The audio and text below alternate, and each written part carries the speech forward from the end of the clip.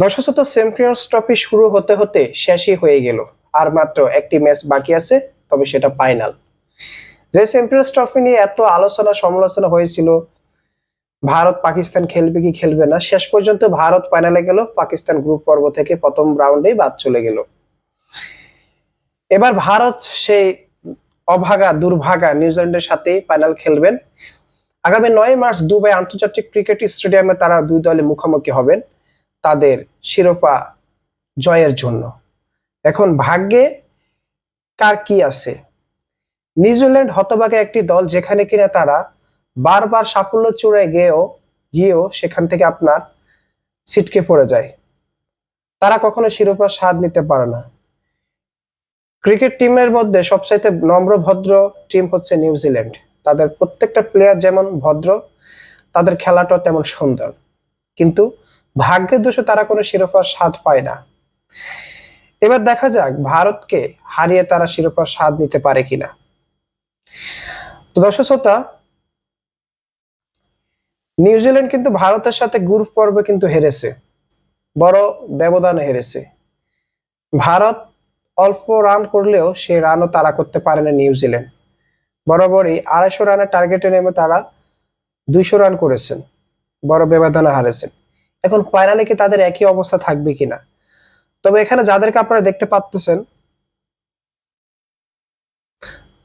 সবাই কিন্তু চাইলে তাদের দলের ভাগ্য পরিবর্তন করে দিতে পারে। সর্বশেষ ভারতের রহস্য স্পিনার আপনার বরুণ চক্রবর্তীকে দেখে আপনারা কি ভাবছেন? যে কিনা ট্রাভিস হেড ভারতকে একেবারে তুলুধুলো করে ছাড়ে, এবারে এসে ট্রাভিস হেডকে তারা খেয়ে দিয়েছে।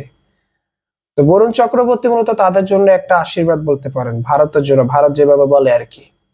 এখন নিউজিল্যান্ডের যদি কপাল খারাপ হয়, তাহলে তারা হয়তো এবারও শিরোপার স্বাদ পাবে না। তারা কিন্তু ভালো খেলে, যথেষ্ট ভালো দল, কিন্তু তারা কখনো শিরোপার স্বাদ নিতে পারে না।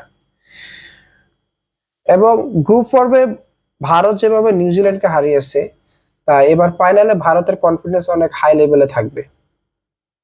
আর নিউজিল্যান্ডকে অনেক কিছু নিয়ে ভাবতে হবে, হিসাব কষতে হবে যে কিভাবে ভারতকে ভাটে পালানো যায়।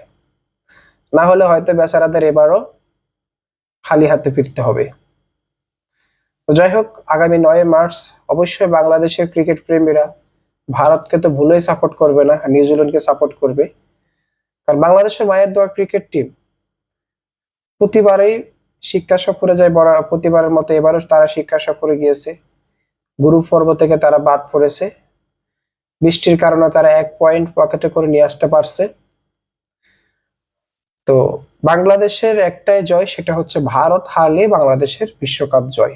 এটা বরাবরই হয়ে আসতেছে, এবারও হবে তাই।